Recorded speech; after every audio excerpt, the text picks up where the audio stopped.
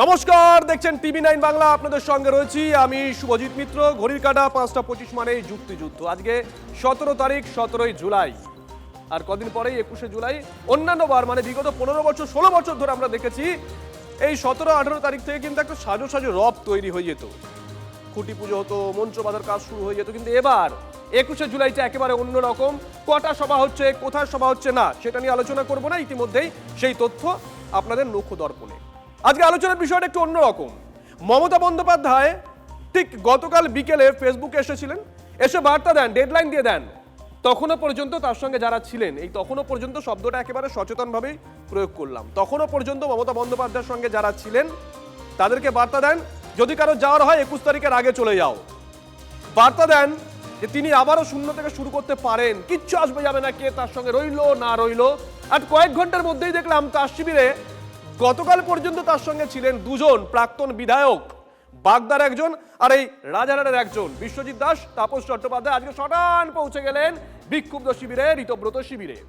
এবার আপনি প্রশ্ন করতেই পারেন যে আজকের এই আলোচনায় আপনার বেনিফিটটা কি? বেনিফিট এটাই, কারণ কদিন পরই তো ভোট, পুরো ভোট রয়েছে গোটা রাজ্য জুড়েই, পরে পঞ্চায়েত ভোট রয়েছে। যে নেতারা আপনার দরজায় যাবেন তার সিম্বল কি হবে, সিম্বল কি থাকবে, তার ট্র্যাক রেকর্ড কি, তার প্রতিবাদী ভাবমূর্তি আছে কিনা, গোটা বিষয়টা জানাটা একান্তই আবশ্যক। আসবো, তবে সকাল থেকে ঠিক কি ঘটেছে একবার দেখাই প্রতিবেদনে।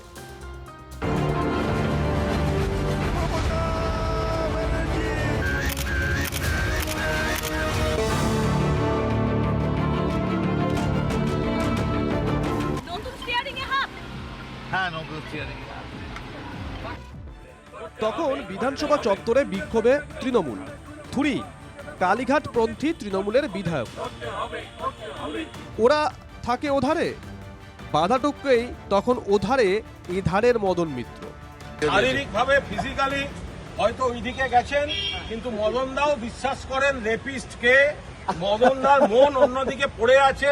কাপুরুষের মতো ইডি দিয়ে বৌদি আর ছেলেদেরকে নোটিশ দিয়েছে। ফলে আমরা চাই মদনদা ভালো থাকুক, 2-4 দিন যা মন চায় প্রাণ চায় বলুক। আমরা এটুকু জেনে রাখছি, আমাদের ভেতরের একটা লোক ওদের মধ্যে রইল। তাহলে মন চঞ্চল রাজনীতির? মন খুলেই বললেন এমএম, মানে মদন মিত্র। আজ মন চেয়েছে আমি হারিয়ে যাব আমি তোমার সাথে।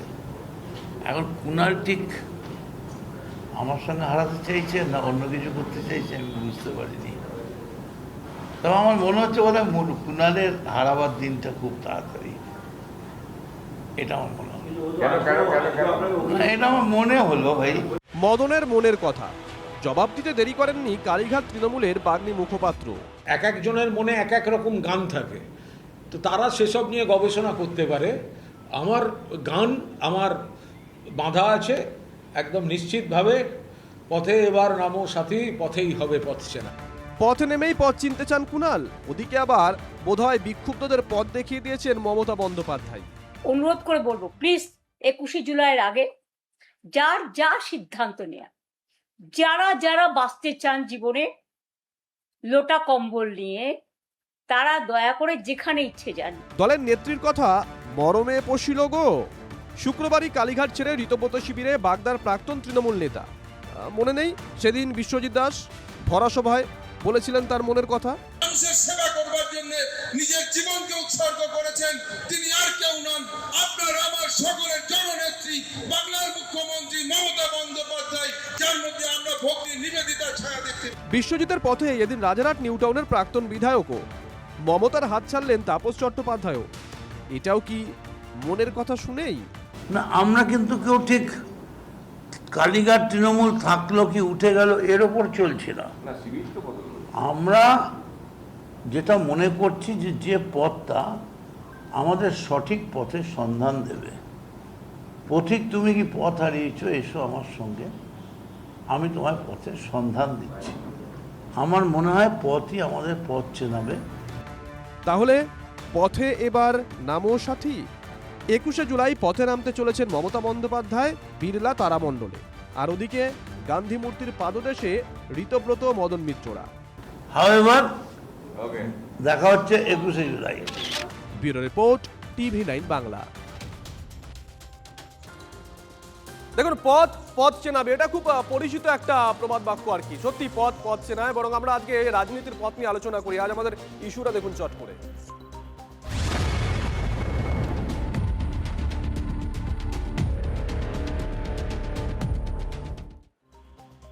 কে রয়েছেন আলোচনায় পরিচয় করি আরো একবার। বিজেপির তরফ থেকে অঙ্কন দত্ত রয়েছেন, পার্থ মুখোপাধ্যায় রয়েছেন কংগ্রেসের তরফ থেকে, রয়েছেন বিজেপির তরফ থেকে বলালাম কালীঘাট তৃণমূলের তরফ থেকে নীলাঞ্জন দাস, বাইরে থেকে রয়েছেন বিশ্লেষক সুকান্ত ঘোষ এবং রয়েছেন বিশ্বনাথ রায়, শহীদ বিশ্বনাথ রায়, 21 জুলাই শহীদ, তার পুত্র রাজীব রায়। আপনাদের প্রত্যেককে স্বাগত। রাজীববাবু, আপনাকে দিয়ে আলোচনা শুরু করব, তবে তার আগে বলছিলাম 24 ঘন্টা আগে মমতা বন্দ্যোপাধ্যায় বেশ কিছু কথা বলেছেন, শোনাই। আমি শুনেছি এমনকি শহীদ পরিবারগুলোকে 21 জুলাইয়ের যারা ছিলেন, পুলিশ থেকে ফোন করে বলা হচ্ছে এদিক নয় ওদিক যাও, মানে বিজেপির দিকে যাও, বিজেপি স্পন্সর বালিশের দিকে যাও, বালিশ পালিশ করতে যাও। তাদের আবার অনেক টাকার উপহারও দেওয়া হবে। আমি বলি, আমরা তো খুব ক্ষুদ্র দল। আমরা 40 বছর ধরে এই পরিবারগুলোকে চাকরি থেকে শুরু করে যতটুকু আমাদের সাহায্য করা। রাজীব বাবু, আপনাকে দিয়ে শুরু করব। আপনার পরিচয় বললাম, শহীদ পরিবার, আপনার বাবা শহীদ হয়েছিলেন 21শে জুলাই। পাশাপাশি আপনারও একটা রাজনৈতিক পরিচয় রয়েছে। আপনার রাজনৈতিক পরিচয়টা আপনার মুখ থেকেই শুনতে চাইবো। 1, 2 নম্বর, রাজনৈতিক পরিবারটা একটু সরিয়ে রেখেও যদি বলি সরাসরি, আপনারা কি পুলিশের তরফ থেকে এখনো পর্যন্ত কোনো থ্রেট কল পেয়েছেন বা টাকার অফার পেয়েছেন? পেয়ে থাকলে কত টাকার অফার পেয়েছেন? আমি ফার্স্টেই আপনাদের সবাইকে নমস্কার জানাই। আর সবার আগে বলি, মাননীয়ার যে কথাবার্তা, যে মমতা ব্যানার্জির যে কথা, সেখানে ওনাকে এখন কিছুটা ত্রুটি মুক্ত কথা বলেছে, সেটা না, পুরোটাই ত্রুটি সম্পন্ন কথা। উনি 40 বছর বলে, যেটা 33 বছর। সবার আগে ওনাকে মনে করতে হবে কবে 21শে জুলাই হয়েছে, কারণ উনি আবেগে ভেসে গেছেন তো। আর সবে তো যাওয়ার পালা। তো তাকে বলি আগে, এটা 40 নয়, এটা 33 বছর। ঠিক আছে, উনি 93 সাল থেকে 26 সাল ক্যালকুলেশন করতে ভুলে গেছে। ঠিক আছে, আমি ক্যালকুলেশনটা করতে, কারণ উনি অনেক কিছুই ভুলে গেছে। উনি 21শে জুলাইটাও ভুলে গেছে, কারণ ওনার কাছে 21শে জুলাইটা হচ্ছে শুধু পয়সা তোলা। আর ওনার যে কালিমালিপ্ত চেহারাটাকে, রক্ত মাখা চেহারাটাকে ঢাকা দেওয়ার জন্য 21শে পালিশ করা। উনি যে বালিশের পালিশ বলছিল না, উনি পরিবারগুলোকে নিয়ে পালিশ করেছে। ঠিক আছে, আর তারপর রইল আপনার প্রশ্নের কথা, যে ওনারাও বলছেন না যে চমকানি ধমকানি, আমাদের কাছে কোনো কল আসেনি। পুলিশ দিয়েছে, চমকিয়েছে আপনাকে বা আপনার পরিবারের কাউকে? কোনো কল আসেনি, পুলিশ আমাকে একটাও কল করেনি। আমাকে প্রত্যেকবার নেয়, আমাদের পরিবার কি আমি জানি না, আমার পরিবারকে অন্তত প্রত্যেকবারের নেয় আইবি একটা ফোন করে জিজ্ঞাসা করে, শুধু ডেটা আছে যে আমার বাড়ির অ্যাড্রেসটা কোথায়, আমরা সবাই ঠিক আছি কিনা, আমার নাম কি, আর আমার মা, আমরা পরিবারে কতজন লোক, এটা জাস্ট আইবি একটা রিপোর্ট। এই রিপোর্টটা 33 বছর ধরে। 33 বছর? আমি বলে দিই 33 নয়, 93 সালে যখন এই কেসটি হয়, 93 সালে হওয়ার পর 94 সালে আমার বাড়ির একটা ইনসিডেন্ট ছিল। সেই ক্ষেত্রে আমরা সেই বছর যোগাযোগ করতে পারিনি। তার থেকে 95 থেকে আজকের ডেট 2026, প্রত্যেক বছর আইবি থেকে একটি ফোন আসে, এসে শুধু আমাদের বাড়ির অ্যাড্রেস, আমাদের মেম্বার কতজন নিয়ে বলে যে আমরা জাস্ট আইবি থেকে ফোন করলাম, আপনাদের কজন আছে সেটা জানার জন্য 21শে জুলাই ফ্যামিলিতে বাম জমানাতে হয়েছে, জমানাতে হয়েছে। এবার আমার প্রশ্নটা একটু অন্য, একদম বরাবর হয়ে আসছে, মানে এটা নিয়মের মধ্যেই পড়ে। এবার আমার এত বছর ধরে আপনার বাবা তো মমতা বন্দ্যোপাধ্যায় ডাকে সেদিনকে রাস্তায় গেছিলেন, রাস্তায় নেমেছিলেন। এত বছর ধরে মমতা বন্দ্যোপাধ্যায় যখন বিরোধী নেত্রী ছিলেন বা যখন মুখ্যমন্ত্রী হয়েছিলেন, পরিবারের পাশে গিয়ে দাঁড়িয়েছেন, খোঁজ খবর নিয়েছেন। এই যে চাকরি বাকরির কথা আমাদের তরফ থেকে যেটুকু করার করেছেন। আমি এবার বলি, পুরোটা বলতে দিন। কথা হচ্ছে, প্রত্যেক বছরের ন্যায় মমতা ব্যানার্জি 2011, মানে 11-র আগে 2010 অব্দি যে মমতা ব্যানার্জিকে আমরা পেয়েছি, 2011 পর থেকে তাকে আমরা সেভাবে পাইনি। 1 আর 2 নম্বর হচ্ছে, উনি যে বলছেন আমার বাড়ির পাশে এসছে, পাশে ওই 21শে জুলাই আর 20 জুলাই।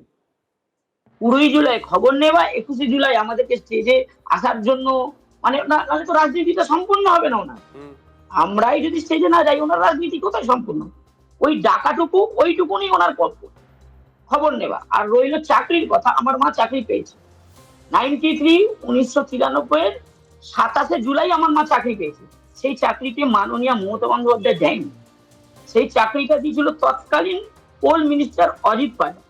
তার পেছনে কিছু কারণ হচ্ছে, আমার বাবা গিরিশ পার্কের অঞ্চলের ছেলে ছিল, তো আমার বাবার সঙ্গে অজিত পাজা, সাধন পান্ডে, তাপস রায়, এদের সঙ্গে একটা ভালো সম্পর্ক ছিল, প্রথম থেকেই ছিল। তাই জন্য এই সুযোগটা থাকার জন্য অজিত পাজা নিজে থেকে এসে পার্সোনালি এই চাকরিটার ব্যবস্থা করেছিল, মমতা ব্যানার্জি নয়। মমতা ব্যানার্জির 21শে জুলাই যে 13টা আমাদের যে ফ্যামিলি নিয়ে 13টা ফ্যামিলি, তার মধ্যে আপনি খোঁজ খবর নিয়ে দেখুন, মমতা ব্যানার্জি 2011 সালে শাসকে আসার পর কয়েকজন চাকরি পেয়েছিল, বেশ। অনেক কোর্ট কাছারি। আপনার তো অভিযোগটা এই খুব চাকরির পরিষ্কার। বিষয়টা এখানে কি? আপনি একটু প্যানেলে থাকবেন আমাদের সঙ্গে, আপনার কাছে আবারও পরবর্তী সময় আসব। আপনি মমতা বন্দ্যোপাধ্যায়ের বিরুদ্ধে রীতিমতন বিষোদ্গার করলেন। 2010-11 পর্যন্ত মমতা বন্দ্যোপাধ্যায় আমি কমপ্লেন করছি ওনাকে। আমি চাইছি ওনার যে উক্তিটা আছে উনি উইথড্র করুন, ওনার অনেক ভুল উক্তি আছে। বেশ, মমতা বন্দ্যোপাধ্যায়ের দলের প্রতিনিধি এই মুহূর্তে আমাদের সঙ্গে রয়েছেন এখানে কালীঘাট তৃণমূলের তরফ থেকে নীলাঞ্জন। অনেকগুলো অভিযোগ আপনারা শুনলেন। এর আগের দিন স্টুডিওতে আমি প্রশ্ন করেছিলাম শহীদ পরিবারের সঙ্গে আপনারা দেখা করেছিলেন কিনা, আপনারা বলছেন প্রসেস চলছে, এবং ঋতব্রত তৃণমূলের শিবিরে যিনি এখানে ছিলেন তিনিও বলেছেন যে হ্যাঁ আমরা দেখা করব, চলছে গোটা বিষয়টা। তারই মধ্যে মমতা বন্দ্যোপাধ্যায় গতকাল যে অভিযোগটা করলেন যে শহীদ পরিবারকে ভয় দেখানো হচ্ছে, পুলিশ থ্রেট দিচ্ছে, পয়সার অফার দেওয়া হচ্ছে, কোথায়? শহীদ পরিবার তো বলছে এমন কিচ্ছু নয়। না, উনি এটা বলছেন, ওনারই বোনের সাথে যদি আপনি কথা বলেন তাহলে হয়তো অন্য উত্তর পাবেন। আপনি যদি মহুয়াদির সাথে কথা বলেন, মহুয়া রয় পালি, তাহলে হয়তো অন্য রকমের একটা উত্তর পেতে পারেন। যাই হোক, আমাদের দলের তরফ থেকেও, অর্থাৎ সর্বভারতীয় তৃণমূল কংগ্রেস, যেটা মমতা বন্দ্যোপাধ্যায় যার প্রতিষ্ঠাতা, এবং যেই মমতা ব্যানার্জি এই 21শে জুলাইয়ের এই আন্দোলনকে নেতৃত্ব দিয়েছিলেন, আমাদের তরফ থেকে নীলাঞ্জন বাবু পরিবারের সাথে কথা বলা হচ্ছে। একটু সঙ্গে থাকুন, আসবো আপনার কাছে। এবং রাজীব বাবু, আসবো, একটু সঙ্গে থাকুন। সেই প্রক্রিয়াটা ইতিমধ্যেই চলছে। তো উনি যে অভিযোগগুলো করলেন, ওনার অভিযোগ থাকতেই পারে, হয়তো উনি মনে করে থাকতেই পারেন যে তাদের দল ক্ষমতায় আসার পরে তাদের জন্য যথেষ্ট করা হয়নি, বা সারা বছর ধরে তাদের খেয়াল রাখা হয়নি, এটা হতে পারে। এটাকে আমি এটাকে অস্বীকার করার মতন কোনো জায়গাতে নেই, এরকমটা যদি হয়ে থাকে হয়েছে। কিন্তু আমাদের বক্তব্য হচ্ছে, মমতা বন্দ্যোপাধ্যায়ের ডাকে, সেদিনকার যুব কংগ্রেসের সভানেত্রী মমতা ব্যানার্জির ডাকে এই আন্দোলন হয়েছিল। এটি একটি গণতান্ত্রিক আন্দোলন, তার উপরে তৎকালীন বামফ্রন্ট সরকারের যে গুলি চালানো, নির্বিচারে যেভাবে গুলি চালিয়েছিলেন তারা, তার প্রতিবাদে বা সেই শহীদদের স্মরণ করার জন্য প্রত্যেকবার আমরা উপস্থিত থাকি, এবারেও থাকবো। প্রতিবারের থেকে এবারে তো একটু বিষয়টা আলাদা। এবারে এইটুকুই আলাদা যে অনেক রকমের ধরুন কিছু কলাকুশলী তারা এনসিপিআইতে চলে গেছে, তারপরে কিছু ধরুন মানে সিপিএম টিপিএম এর কিছু মানে জঞ্জাল চলে এসেছিল, তো পার্টির মধ্যে তারা সবাই আবার বেরিয়ে গেছে, তো শুদ্ধ হয়েছে।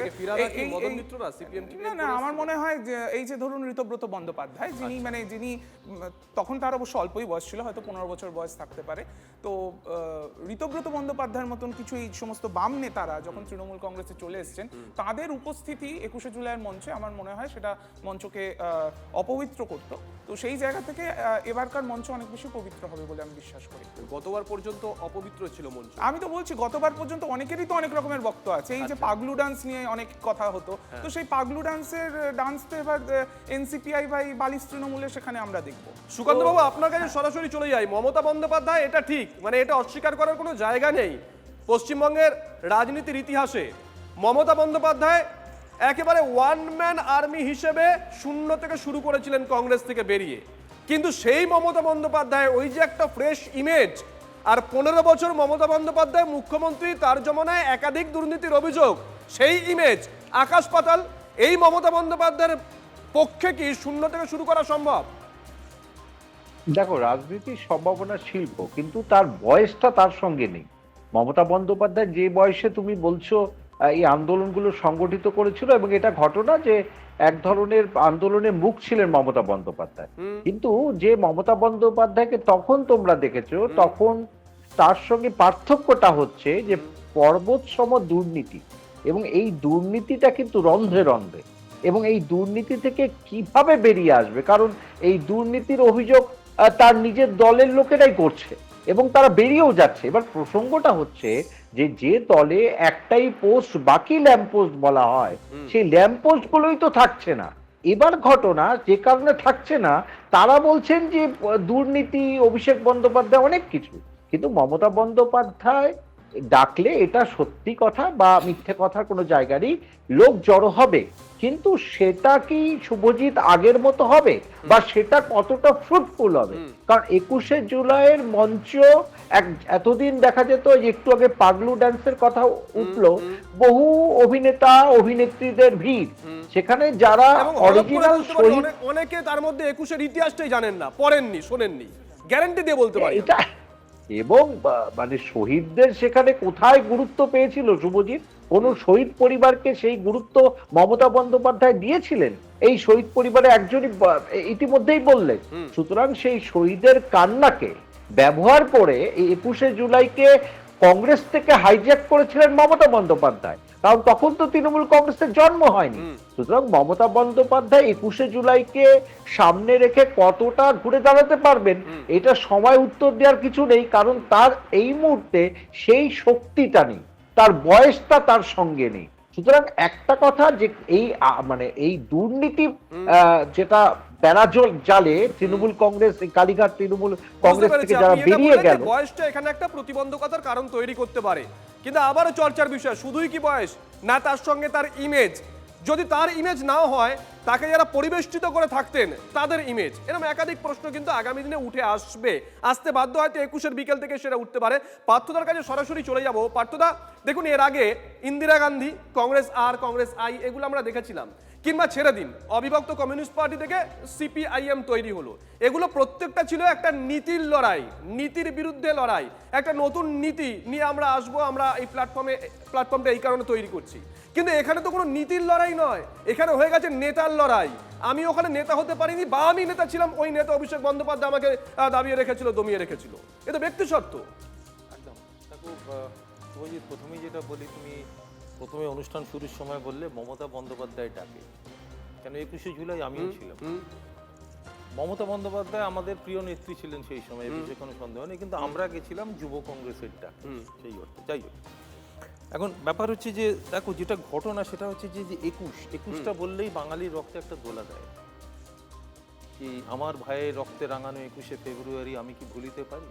তো পরবর্তীকালে যখন সেই 52-র সেই বাংলা, যখন বাঙালি, যখন 93-এর বাঙালি এলো, তখন আর একটা 21 পেল বাংলা, সেটা 21শে ফেব্রুয়ারি নয়, সেটা 21শে জুলাই। আর আজকের দিনে দাঁড়িয়ে বা এই যে মধ্যখানে গিয়ে 33 বছর চলে গেছে, এ দাঁড়িয়ে আমি জাস্ট কয়েকটা লাইন লিখেছি, আমি জাস্ট শুধু সেটা পড়তে চাই। 21 মানে আজ ভোটের চান্স, সঙ্গে থাকে ফির পাগলু ড্যান্স। এই 21শে যারা চালালো গুলি, জনগণের চোখে তারাই পরালো ঠুলি। আজকে তারাই তো উঠেছিল ডায়াসে, চেয়ারে বসেছিল আর হেসেছিল আয়াসে। তাই 21শে আজ আনন্দের ধ্বনি, শুধুই ভোট পেরোবার বৈতরণী। তাই 21 মানে শুধুই গদ্দারি আর পরের ধনে পোদ্দারি। এই যে পরের ধনে পোদ্দারি যেটা করে এসছে, আজকে তার ফল হচ্ছে 4টে 21শে জুলাই হবে, মানে 84 জুলাই বলা যায়। 1084-র মা আমরা জানি, এটা শুধু 84। আপনারা করতেন আপনাদের মতন করবেন, আমরা আমাদের মতো করতাম। মমতা বন্দ্যোপাধ্যায় একটা করছেন সেটা 21শে জুলাই। আমাদের কাছে শহীদ দিবসটা ভোটের বৈতরণী কখনো, আমার মনে হয় পৃথিবীর কোথাও সেটা হয়নি। সবচেয়ে বড় কথা, শহীদ দিবস নিয়ে আমাদের সবচেয়ে যেটা বড় প্রতিবাদ ছিল যে পৃথিবীর কোথাও কোনো শহীদ দিবসে দেখা গেছে যে মানুষ বিক্রি হয়েছে, খোলা হাটে বাজারের মতো, পশু পাখির মতো মানুষ বিক্রি হয়েছে, মানে দল বদল, মানুষের বিক্রির হাট ছিল ওটা। এর থেকে লজ্জার শহীদ দিবস পৃথিবীর ইতিহাসে কেউ দেখেনি। 10 সেকেন্ড নিরঞ্জন, অঙ্কনের ব্যাপারটা হচ্ছে যে তৃণমূল কংগ্রেস এই শহীদ দিবসকে, আমরা ক্ষমতায় আসার পরে এটাকে মামাটি মানুষ দিবস হিসেবে পালিত হতো, এবং এটা তৃণমূল কংগ্রেসের একটা বার্ষিক অনুষ্ঠানের রূপান্তরিত হয়েছে। তো একই সাথে আমরা যেরকম শহীদ তর্পণও করেছি, একই সাথে আমরা মামাটি মানুষকে এই দিনটি উৎসর্গ করেছি। তো সেই জায়গাতে একটা সেটা আমাদের তৃণমূল কংগ্রেসের কাছে একটা আলাদা, মানে নিশ্চয়ই একটা আলাদা, কি বলবো, একটা সিগনিফিকেন্স রাখে। অঙ্কনের কাছে যাই। অঙ্কন, শেষের দিকে নামগুলো থাকতো না, সব থাকতো, এগুলো বাজে কথা। কংগ্রেস সোশ্যাল মিডিয়াতে একটা পোস্ট করে পর্যন্ত শ্রদ্ধা জানাতো। এই 2022 ভুলে গেছি, 2022-এর 21শে জুলাইয়ের কথা আমার মনে পড়ে যাচ্ছে। এর আগেও একদিন এই আলোচনা করেছিলাম। সেদিনকে গঙ্গার ওপারে, হাওড়ায়, উলুবেড়িয়ায় তৎকালীন বিরোধী দলনেতা শুভেন্দু অধিকারীর একটা কর্মসূচি নেওয়ার কথা ছিল, পুলিশ সেদিনকে অনুমতি দেয়নি, কারণ গঙ্গার এপারে এত মানুষের সমাগম হবে এরকম একটা আইন শৃঙ্খলাজনিত বিষয় দেখানো হয়েছিল। এখনো পর্যন্ত বলতে কোনো দ্বিধা নেই, সরকারের তরফ থেকে যারা যারা আবেদন করেছেন কোর্টে গেছিলেন নীলাঞ্জনরা, কিন্তু সরকারের তরফ থেকে বা পুলিশের তরফ থেকে পারমিশনটা এখনো পর্যন্ত দেওয়া হয়েছে। অঙ্কন, আপনারাও তো এই 21টার উপর নজর রাখছেন। না, আমাদের এতদিনও নজর রাখতে হতো, কারণ দুর্ভাগ্য বলুন না সৌভাগ্য বলুন কি বলবেন জানি না, কারণ গুলি চালিয়েছিল সিপিএম, খুন হয়েছিল কংগ্রেস কর্মীরা, প্রোগ্রামটাকে হাইজ্যাক করলো তৃণমূল কংগ্রেস, আর 14 সালের পর থেকে 21শে জুলাই সব থেকে বেশি গালাগালি খেতে শুরু করলো বিজেপি। মানে আমরা 7-এও থাকলাম না, 5-এও থাকলাম না, গুলিও খেলাম না, গুলিও চালালাম না, কিন্তু গালি খেলাম আমরা। এই জন্য আমাদের নজর রাখতে হতো, কারণ 21শে জুলাই তো শহীদ তর্পণের ক্ষেত্রে আপনি এই যে 13 জন শহীদ হয়েছিলেন তার 1 সেকেন্ড করে 13 সেকেন্ড নাম তো অন্তত নিতেন মাননীয় মুখ্যমন্ত্রী তৎকালীন যিনি ছিলেন, একবার করে যে এই 13 জন শহীদ হয়েছিল, এই 13 জনের জীবনের বিনিময়ে আমরা রাজনৈতিক লড়াইটা লড়েছিলাম সেই সময়।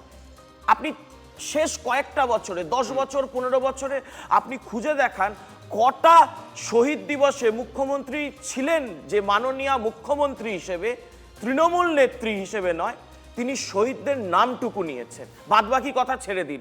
শহীদ পরিবারদের মঞ্চে থাকা তখন তো মনে হতো ফ্লপ রিয়েলিটি শোয়ের একটা কনসার্ট হচ্ছে।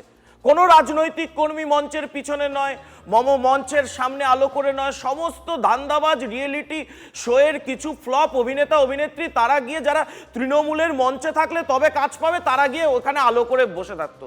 দুর্ভাগ্যজনক, এই যে দুর্দিনে নীলাঞ্জন এসে কথা বলছে এখানে, এরাও কি চান্স পেয়েছিল সেই সময় মঞ্চে? পায়নি। কোন শহীদ পরিবার চান্স পেয়েছিল সেই সময় মঞ্চে? পায়নি, পায়নি দাদা ভাই, পায়নি।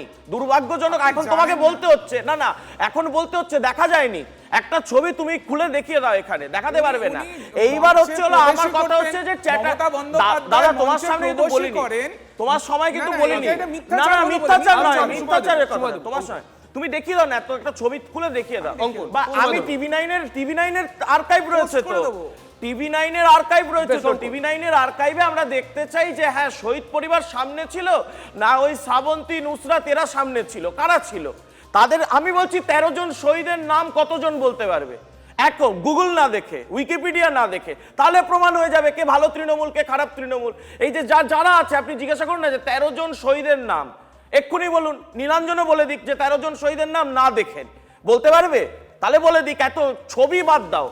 আমি চ্যাটার্জি কমিশনের রিপোর্টটা কোথায় গেল এই প্রশ্ন তো আমরা করব। চ্যাটার্জি কমিশনে যেখানে বলা হয়েছিল প্রাক্তন স্বরাষ্ট্র সচিব হিসেবে মনীশ গুপ্তর এই গুলি চালানোর ঘটনায় প্রত্যক্ষ অবদান ছিল, তাকে আপনি কি করলেন?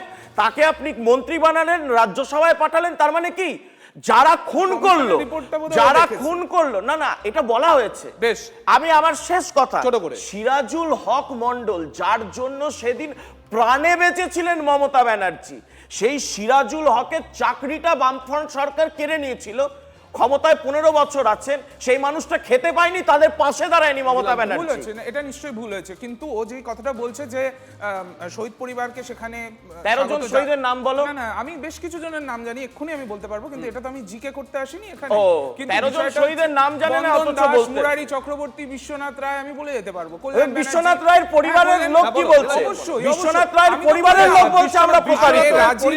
রাজীব দার দিদির কথা বললাম তো, মহুয়াদি ক্যাম্প। এই মুহূর্তে রাজীব বাবু আমাদের সঙ্গে রয়েছেন। রাজীব বাবু, আপনার কাছে প্রথম প্রশ্ন, কারণ আমরা ওই অর্ধ আলোচনা করতে চাই না, আপনার বর্তমান রাজনৈতিক পরিচয়টা আপনার মুখ থেকে 1 নম্বর, আর 2 নম্বর আজকে বারংবার 4 তারিখের পর থেকে 4 মের পর থেকে যারা দল ছেড়ে চলে যাচ্ছেন, মমতা বন্দ্যোপাধ্যায় অভিষেক বন্দ্যোপাধ্যায়ের দিকে অভিযোগের আঙুল তুলে ঋত তৃণমূলে বা এনসিপিআইতে বা কেউ বসে যাচ্ছেন, তাদের সঙ্গে আপনার রাজনৈতিক পরিচয়ের অবস্থান বদল এক কি? কোনোদিনই না, কোনোদিনই না। আমি আগে সবার আগে বলি আমার রাজনৈতিক পরিচয়টা বদল হয়েছে 2026 সালে, 24 সালে। আচ্ছা, 24-এ কে গভর্নমেন্টে ছিল? এই তৃণমূল সরকার গভর্নমেন্টে ছিল ওয়েস্ট বেঙ্গলে। ঠিক। তাহলে আমি কতদিন লড়াই করছি? ঠিক। আমার প্রতিবাদটা 2023 সালে পার্থ চট্টোপাধ্যায়ের মতো শিক্ষা চোর যাকে স্টেজের সামনে বসিয়ে রাখা হয়েছিল তাকে দেখে আমার লজ্জা লেগেছে, লজ্জা। কারণ আমার বাবা এই দলেরই প্রতিনিধি হয়ে শহীদ হয়ে ওই 13 জনের মধ্যে নাম ছিল, তাকেও হয়তো শিক্ষা চোরের মধ্যে বলতো, তার পরিবারও এর মধ্যে যুক্ত। তো ওনার বাবাই তো, এটা কি দিদি জানতেন না? ওনার বাবাই তো সব। বেশ, এই চোরের দাগটা নিয়ে কি আমাদের শহীদ পরিবার হয়ে থাকতে হবে নাকি? নীলাঞ্জন বাবুকে একটা কথা বলি, আপনি যে কথাটা বললেন পজিশনটা সেটা ক্লিয়ার করলেন যে, তো অবভিয়াসলি উনি নিশ্চয়ই মানে আনবায়াসড হয়ে কথা বলছেন না, এইটুকুই।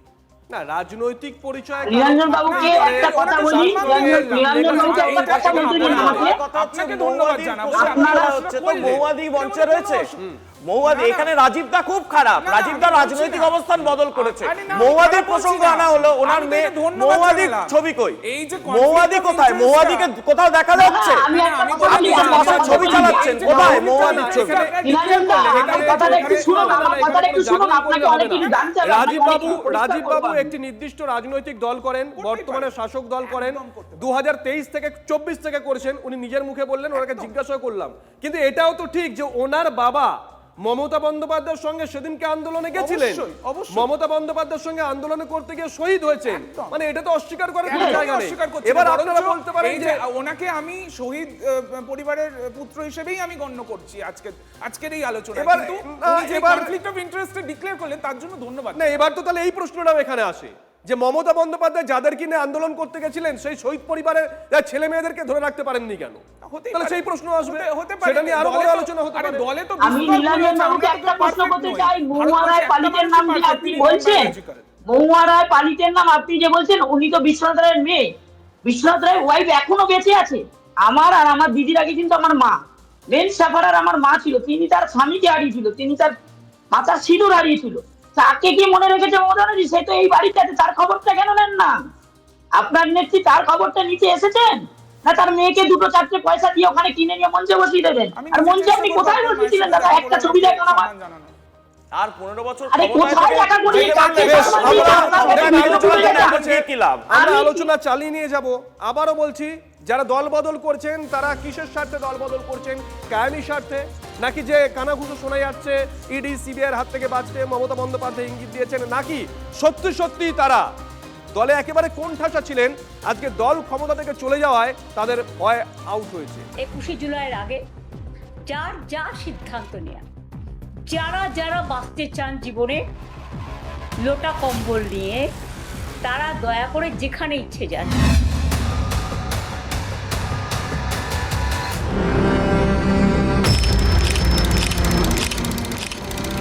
এই মুহূর্তে যে অবস্থা বলতে খারাপ লাগছে, তারামণ্ডলে উঠলে তাহলে প্রথম ল্যাম্প পোস্টটা যদি 50 মিটার হয়, 51 মিটার হবে না।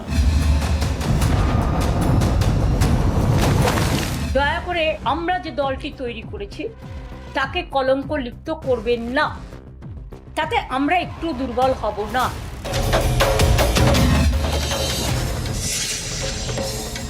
ভালো তো, ভালো আওয়াজ উঠলো, ভালো সুর হলো। সেই দিন কাকিমা আমরাই ছিলাম সেই রাতে। ভালো তৃণমূল খারাপ তৃণমূল বলে কিছু নেই। তৃণমূল তৃণমূল, তৃণমূলের কোনো পরিবর্তন হবে না। এই খেলা একদিনের খেলা নয়, কিছু কিছু খেলার ফলাফল সকালে খেললে বিকেলে বেরোয় না। নিত্য নূতনের মধ্যে দিয়েই এ খেলা চলবে নিরন্তর।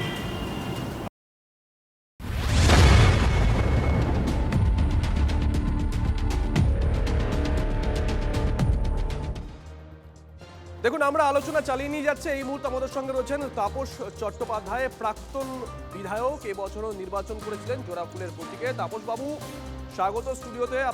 আপনার সঙ্গে শুভজিৎ কথা বলছি স্টুডিও থেকে। তাপস বাবু, প্রথমে একটু আপনার রাজনৈতিক অবস্থানটা, রাজনৈতিক পরিচয়টা ক্লিয়ার করতে চাইবো। আমাদের নিচে নাম যায়, নামের সঙ্গে একটা পরিচয় যায়, আপনাকে তাহলে মোটামুটি ঋতব্রত তৃণমূল বলতে পারি তো এখন?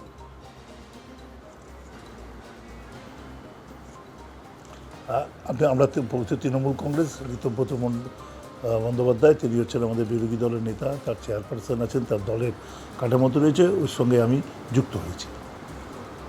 বেশ, যুক্তটা কেন হলেন, মানে মমতা বন্দ্যোপাধ্যায়ের হাত ছেড়ে কেন গেলেন, কারণটা কি? প্রথমত আমরা তৃণমূল কংগ্রেস একটাই দল। এই দল থেকেই নানা কারণে আমি দেখুন, যখন বিপর্যয় হলো, ইলেকশন বিপর্যয়, তখন আমরা চেয়েছিলাম, আমি নিজে চেয়েছিলাম সবাই মিলেই আমরা একটা প্রকৃত দায়িত্বশীল বিরোধী দলের ভূমিকা পালন করি, দলকে সংগঠিত করি। নানা কারণে দল থেকে পুরনো সমস্ত সহকর্মীরা ওনার থেকে বেরিয়ে গেলেন। আমাদের জেলার জ্যোতিপ্রিয় মল্লিক বলুন, ববি হাকিম, অরূপ বিশ্বাস থেকে আরম্ভ করে একদম আপনার বলতে পারেন চন্দ্রিমা ভট্টাচার্য থেকে আরম্ভ করে এরকম সকলে যারা দীর্ঘদিনের সাথী, তাদের একটাই বক্তব্য, এবং ঋতব্রত যে বক্তব্যটা আমার খুব ভালো লেগেছে সেটা হচ্ছে কালেকটিভ ডিসিশন। আমরা দলে কোনো কালেকটিভ ডিসিশন, আমাদের কথা বলার কোনো জায়গা ছিল না। আমি বিধায়ক, কার সাথে কী কথা বলবো, নিজস্ব উদ্যোগে যা কাজ করা যায় অ্যাজ ওয়েল অ্যাজ করছে যা কাজ করা যায়। আর অভিষেক বন্দ্যোপাধ্যায়কে ধরাই যায় না, তিনি ফোন ধরলে ফোনটা দিলে তিনি বিষয়টা থাকে না। তার সেক্রেটারি তো ছিলেন মাথার ওপর, মানে কি বলা যায়, বাচ্চা ছেলে। আমার নিজের 49 বছর বয়স, মানে 50 বছর আমি রাজনৈতিক 77 সালে কলেজ জীবন থেকে আমি রাজনীতি শুরু করি। 83 সাল থেকে আজকে বুঝে দেখুন এত বছর, মানে 34 মানে 26 আর এদিকে হচ্ছে 17, তো মানে 44 বছর আমি জনপ্রতিনিধি, একদম পঞ্চায়েত মেম্বার ছিলাম, প্রধান ছিলাম, মিউনিসিপ্যালিটির চেয়ারম্যান ছিলাম, মানে আমি ছিলাম, মানে আপনার ডেপুটি মেয়র কর্পোরেশন ছিলাম, বিধায়ক ছিলাম। নিশ্চয়ই আপনারা এই মানে সাংবাদিক খবর রাখেন, সকাল থেকে রাত্রির অবধি আমি যা পরিশ্রম করতাম বিরল, মানে পশ্চিমবঙ্গের কম বিধায়ক এরকম করতেন। আমি হাসপাতালে আমার স্থান ছিল, মানে থাকতো, ইত্যাদি থাকতো, সব করতাম। কিন্তু দলে দেখা গেল যে ভোটের 6 মাস 8 বছর আগে একটা বিকল্প নাম নিয়ে এখনো পর্যন্ত এই এফিডেভিট দেখে যেটা মনে হয় যে অভিষেক বন্দ্যোপাধ্যায়ের অত বছর বয়সও হয়নি। আপনি যত বছর ধরে জনপ্রতিনিধি, এই অভিষেক বন্দ্যোপাধ্যায়ের কাছে অপমানিত হতে হয়েছিল কোনো? হ্যাঁ, সেই জন্য আমাকে অপমানিত, মানে উনি করতেন না, মানে ধরুন আমাদের এখানে কোনো ফোন করলে, কোনো বিষয় করলে তার সেক্রেটারি করতো। আমাদের এখানে আরেকজন যুব নেতা ছিলেন রাজারহাট গোপালপুরে, তাকে বলতো, সে তখন আমাদের কাছে বলতে হতো। এই ছিল অ্যাক্সেস। এবং আমার নির্বাচনের সময় আমি সন্তর্প পড়ে যায়, আমরাও কঠিন নির্বাচন করছি, নির্বাচনটা খুব কঠিন, হ্যাঁ, এবং কঠিন নির্বাচন করছি। সে কঠিন নির্বাচনে দেখুন পাশের বিধানসভাতে মমতা বন্দ্যোপাধ্যায়ও আসবে, অভিষেক বন্দ্যোপাধ্যায়ও আসবে, দেবও আসবে, সব কিছু আসবে। আর একটা বিধানসভা যেখান থেকে আমরা ব্যাপক ভোটে লিড দিই, লোকসভাতে দিয়েছি, সব জায়গাতে দিয়েছি। আমিও গতবার 56,000 ভোটে জিতেছি। এবছরও জানেন আমি ভোটে কীভাবে জিততাম, জানেন যে কী মানে ব্যাপার, মানুষের সঙ্গে ভালোবাসা আছে। মানুষ এবার ছাড়া, রাজনৈতিক মানুষ ছাড়া সামাজিক মানুষ হিসেবে আমি প্রায় বলতে পারেন ক্লাব করা, পুজো করা, মানুষের সঙ্গে থাকা, এটা আমার একটা বিষয়। সেই সম্মান পার্টিতে রিফ্লেকশন হচ্ছিল না। কারণ দাদার নেতাকে দাদাগিরি করার তো জানে, নেতাগিরি আর দাদাগিরির মধ্যে পার্থক্য আছে। নেতা সুভাষচন্দ্র বসু লোকে ফটো মাথার মধ্যে রাখে, কিন্তু দাদাগিরি হচ্ছে তাদের সঙ্গে বিষয়টাকে করো। আমি কখনো কারো বাড়িতে অ্যাটেন্ড করে নেতা হতে চাইনি, মানুষের হিসেবেই থেকেছি। দল যা সিদ্ধান্ত নিয়েছে সেটা তাকে মানে বিষয়গুলোকে করেছি, এবং চেয়েছিলাম যে আমরা বিপর্যয়ের পর সবাই মিলে একসঙ্গে দাঁড়িয়ে বিষয়। কিন্তু বেশিরভাগ সিনিয়র সব নেতৃত্ব প্রায় সবাই একটা দিকে এসে বলছে দলকে সংজ্ঞা করার জন্য বিষয়। দল যদি শূন্য হয়ে যায়, একটা প্রশ্ন যদি থেকে যায়, সেই প্রশ্নের নিষ্পত্তি না হয়, এবং এই যে কালেকটিভ ডিসিশন, এইটা নেওয়ার ক্ষেত্রে আমরা একটা সবাই মিলে সহমত পোষণ করি, সবাই মিলে কালেকটিভ ডিসিশন নেবো, আলোচনায় অংশগ্রহণ করবো, সব মিলে আমরা এক জায়গায় থাকবো। আরেকটা প্রশ্নটা হয়তো আপনার কাছে একটু অপ্রিয় হতে পারে, কিন্তু প্রশ্নটা করতেই হবে, প্রশ্নটা করার দরকার আছে। আপনি যখন বাম রাজনীতি করতেন তখন আপনাকে ওই চত্বরে বলা হতো আপনি রবিন হুড, আপনি মানুষের পাশে দাঁড়ান। আপনি বাম থেকে তৃণমূল হলেন, তৃণমূলের টিকিটেও জিতেছিলেন। তখনও পর্যন্ত আপনার ইমেজ নিয়ে সেই অর্থে কোনো রকম প্রশ্ন ওঠেনি, অনেকে বলেছিল যে বাম থেকে তৃণমূলে গেল। আজকে সকালে যখন আপনি বাড়ি থেকে বেরোচ্ছেন, আমরা পৌঁছে গেছিলাম, আমাদের ক্যামেরা পৌঁছে গেছিল, তখন আপনিও জানেন আপনার বাড়ির সামনে একগাদা লোক জড়ো হয়েছিল, এবং তারা বলছে বিগত কয়েক বছর ধরে আপনার বিরুদ্ধে একাধিক দুর্নীতি। এই আপনার ইমেজটা কি তাহলে তৃণমূলে গিয়েই খারাপ হয়েছে? তৃণমূল দায়ী, নাকি এমন কিছু আপনার মনে হয় যে আপনি করেছেন যেটা করা উচিত? মানে যারা ছিল শুনুন, কেউ এটা ক্রিয়েট করে এটাকে করাচ্ছে। আমি একদম ভোটের পরের দিন থেকে কাজের মধ্যে আছি, এবং এটা ধরুন আমার যদি আগে থেকে বলে কই আসতো তাহলে যে কজন এসছেন তার থেকে ডবল জমায়েত দিয়ে আমার বাড়ির সামনে হাজির থাকতে পারতো। ওরা আজকে যাবো এটা জেনে নিয়ে কেউ কেউ হৃদস্কম্পন করছেন যে বোধহয় কোথাও থাকবে, এবং আমাকে মুখ্যমন্ত্রীও বোধহয় একটা বলেন যে কাজের লোক বলেন। এইটা ওরা একটা এই কিছু কিছু যেমন একটা দুষ্কৃতিকারী, যে কিছুদিন আগেও তৃণমূল করেছে, এখন সে করছেন রাজু পাল, এরকম ধরনের দুষ্কৃতিকারী কিছু লোকজন যারা দাঁড়িয়ে এরকম করতে এসেছিলো 40-50 জন, যারা বিশ্বাস রাখতে আমার পাড়ার মা বোনেরাও বেরিয়েছিল। সুতরাং কী দুর্নীতি, যে কোনো দুর্নীতির কোনো প্রমাণ দিতে পারেন। আমি গরিব মানুষকে, আমি আমার সময় ব্লাড ক্যান্সার মানুষকে ভালো করেছি, মানুষের সঙ্গে থেকেছি, সব ব্যাপার জানেন। ঠান্ডা ঘরে বসে পলিটিক্স কোনোদিন করেননি। আপনি আগামীতে রাজনীতি করলে অনুমান করে যে আপনি ঠান্ডা ঘরে বসে রাজনীতি করবেন না, আপনি মাঠে ময়দানে নামবেন। কর্মীরা এই আপনারা যে শিবির বদল করছেন, কর্মীরা আপনাদের সঙ্গে আছে না কর্মীরা মমতা বন্দ্যোপাধ্যায়ের সঙ্গে আছে? কারণ কর্মীদের পাশে আছি, আজকেও যখন কর্মীদের সঙ্গে আছি, দুটো বেল নিলাম, একটা হাইকোর্ট থেকে আর একটা হচ্ছে এবার জজ কোর্ট থেকে। কর্মীদের পাশে আমরা যেভাবে আছি, কর্মীরা চায় যে আমাদের নেতৃত্বে সংগত করতে। নিউ টাউনের কর্মীরা ব্যাপক পরিমাণেই তারা সংগঠিত, তারা সবাই মিলে চায় ফিল্ডে নামতে, সবাই মিলে চায় একসঙ্গে, দিশা পাচ্ছিল না। এই একরকম কথা বলছে, একটা সবাই মিলে যখন এক জায়গাতে নেতৃত্ব এসছেন, সবাই মিলেই একটা জায়গাতে আছেন, কোনো একক ব্যক্তি দিয়ে একটা দল চলতে পারে না, কিছুদিনের জন্য চলতে পারে, কালেকটিভ লিডারশিপ ছাড়া কখনো হতে পারে না। তার একটা মাত্রা থাকতে পারে। মমতা বন্দ্যোপাধ্যায় যদি আগামীকাল অভিষেক বন্দ্যোপাধ্যায়কে সরিয়ে দেয়, মমতা বন্দ্যোপাধ্যায়কে সবাইকে নিয়ে ফিরে যাবেন মমতা বন্দ্যোপাধ্যায়ের কাছে? সেটা তো দল যারা আছেন সবাই মিলে সিদ্ধান্ত গ্রহণ করবেন নিশ্চয়ই। কারণ দেখুন, আমি এত বড় ব্যাপারটা ভাবি না, আমি আমার লেভেল থেকেই ভাবি, তখন নেতৃত্ব নিশ্চয়ই ভাববেন। মমতা বন্দ্যোপাধ্যায়ের শ্রদ্ধা ভালোবাসা এটা সবারই আছে, আমার নিজেরও আছে, কিন্তু কালেকটিভ লিডারশিপে পার্টি ঠিকমতো চলছিল না, এইটা আরও বেশি অ্যাটেনশান দেওয়া উচিত ছিল, বিষয় ছিল। স্নেহ ভালো জিনিস, কিন্তু স্নেহ কখনো হয় না। আমার সন্তানের প্রতি স্নেহ করলাম, অন্য কর্মীকে দেখলাম না, এটা বোধহয় ব্যাপারটাকে রাখি। সুতরাং আমি অন্য কথা না, আমি বিশ্বাস রাখি সত্যিকারের দলকে যদি তৃণমূল কংগ্রেসকে এগিয়ে নিতে হয়, আমার সঙ্গে আমাদের প্রাক্তন পরিবহন একদম শেষ প্রশ্ন তাপসবাবু, একদম শেষ প্রশ্ন। ঠিকমতো করে মমতা বন্দ্যোপাধ্যায় তিনি বলছেন শূন্য থেকে শুরু করবেন, পারবেন? আপনার কি মনে হয়? আপনি তো দেখেছেন মমতা বন্দ্যোপাধ্যায়।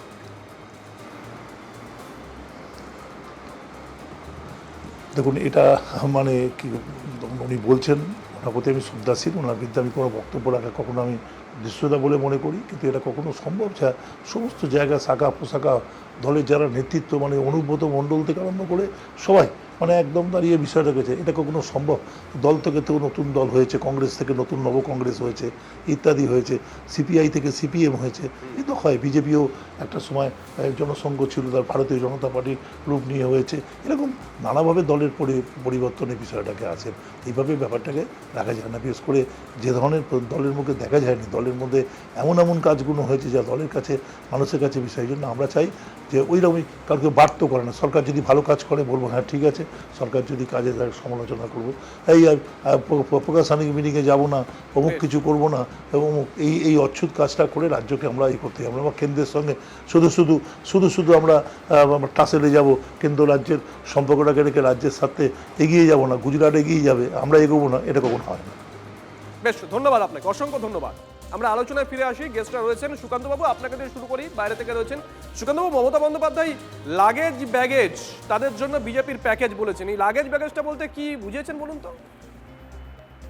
হ্যাঁ, দেখো বিষয় হচ্ছে তার শব্দগুলোর চয়ন আমি জানি না কিভাবে করেছেন, কিন্তু দেখো কোথাও গিয়ে যে একটু আগে যিনি বক্তব্য রাখছিলেন তিনি কিন্তু পুরোপুরি কালেকটিভ লিডারশিপের কথা বলছেন, অনেক কিছু বলছেন, কিন্তু আমার মনে হয় যে যারা এতদিন পর্যন্ত একটা অন্য ধরনের রাজনীতি ঘরানা করতেন, হঠাৎ করে ঋতব্রত বন্দ্যোপাধ্যায়কেই তাদের বিরোধী দলনেতা হিসেবে মেনে নিলেন, এবং যেখানে ইডি এবং সিবিআই, শুভজিৎ দেখছো, যেখানে ইডি সিবিআই থাকছে, তারপরেই কিন্তু দেখা যাচ্ছে মদন বাবুর মতো লোকেরা বলছে যে আমরা অভিষেককে পছন্দ করি না, এই করি না।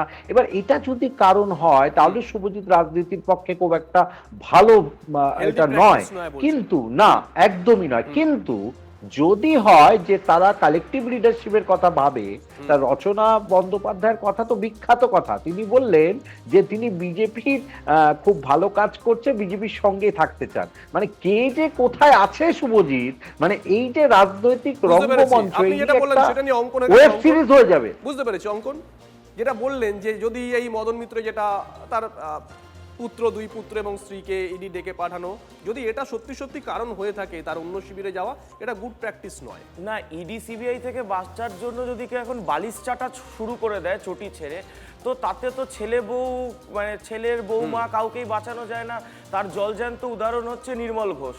ছেড়েছিলেন তো চটি চাটতে চাটতে হঠাৎ বালিশ চাটতে চলে গেছিলেন, লাভ হলো? ছেলেকে বাঁচাতে পারলেন? জেলের ভাত খাচ্ছে ছেলে। যেদিনকে নির্মল ঘোষ যেদিনকে ওই মিটিং এ গেছিলেন পরের দিন ছেলে arrest আমি হয়েছে। সেটাই বললাম, তার আগে এনারই একজন খুব একসাথে সমস্ত কাজকর্ম করতেন, সব্যসাচী দত্ত, খুব এই কালেকটিভ কথাটা নিয়ে খুব নেচেছিলেন।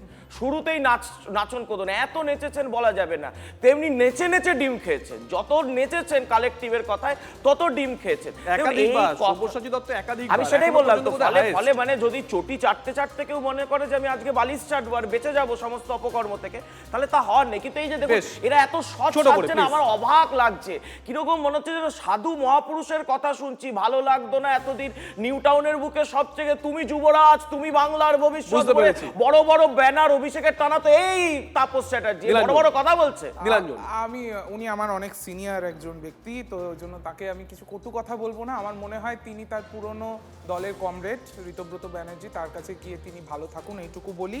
আর উনি যেই কথাগুলো বলছেন যে মানে তৃণমূলে মানে উনি একটা কালেকটিভ করতে চাইছেন, তৃণমূলের কর্মীরা নাকি কালেকটিভ করছে, এটা তো চোরেদের কালেকটিভ। যারা চুরি করেছে, লাগেজ ব্যাগেজ আছে, তারাই তো ওখানে গিয়ে কালেকটিভলি গিয়ে একটা আলাদা জায়গা করেছে। এবার যারা চুরি করেছে কোন সময় চুরি করেছে এটাই তো প্রশ্ন। যেই সময় অবশ্যই সেই সময় রাজ্যের পুলিশ। আরে ওটাই তো বলছি যে তৃণমূল কংগ্রেস আরে এটা যদি চুরি করে থাকে তৃণমূল কংগ্রেসের আমলে মমতা বন্দ্যোপাধ্যায় সবথেকে বড় ব্যর্থতা। উনি প্রশাসনিক প্রধান দলের চিফ। তৃণমূলে এই সমস্ত লোকজন ছিল, আর তৃণমূল তার মানে চোরেদের রানী ছিল মমতা ব্যানার্জি। বিজেপির ভাষায় তৃণমূলটা গঙ্গা জল পার্থদা নয় যে হাসছেন। যেই গেল ক্লিয়ার হয়ে পার্থদা যাবে। হাসছেন। আর আরেকটা কথা ছোট করে, সময় সেটা শেষ। হচ্ছে যে তিনি মানে আমি দেখেছি যে তার বাড়িতে তার পেছনে এখনো জ্যোতি বসুর সাথে ছবি জাস্ট আছে। 10 তিনি সেকেন্ড দয়া করে মমতা ব্যানার্জির সাথে ছবিটা 10 সেকেন্ড সরিয়ে ফেলুন। ব্রেক নিতে হবে। তৃণমূলের রাজনীতির সঙ্গে যারা যুক্ত হয়েছে, আমি নীলাঞ্জনকে বলছি না, ও ছোট করে। অত্যন্ত ভালো ছিল, ও ছোট যে করে। কি করে এখনো তৃণমূলে আছে এটাই আশ্চর্য। যাই হোক, ভালো বলি। কথাটা হচ্ছে যে তৃণমূল কংগ্রেসে যারা যুক্ত ছিল তারা কোনোদিন কালেকটিভ লিডারশিপের কথা চিন্তা করতে পারে না। যেটা পারে সেটা হচ্ছে কালেকটিভ ডিলারশিপ। না হলে বেশ, তৃণমূল বেশ। কংগ্রেসের আমরা সঙ্গে বুঝতে পেরেছি। একজনকে দেখেছি। অসংখ্য ধন্যবাদ প্রত্যেকে অসংখ্য ধন্যবাদ। আবারও বলছি আমাদের এই আলোচনার উদ্দেশ্য হচ্ছে সেখান থেকে কোনো পয়েন্ট তুলে আনা। যেমন শহীদ পরিবার আজকে ছিলেন, তিনি সরাসরি বললেন যে বিগত 33 বছর ধরে বা মমতা বন্দ্যোপাধ্যায়ের 15 বছরে কি করেছেন, মমতা বন্দ্যোপাধ্যায় বদলে যাওয়া, পাশাপাশি যিনি সদ্য দল বদল করেছেন, শিবির বদল করেছেন, তাকেও নিয়ে এসেছি। আগামীকাল আলোচনা করব অন্য একটা ইস্যুতে, অন্য অতিথিরা থাকবেন। ভালো থাকবেন।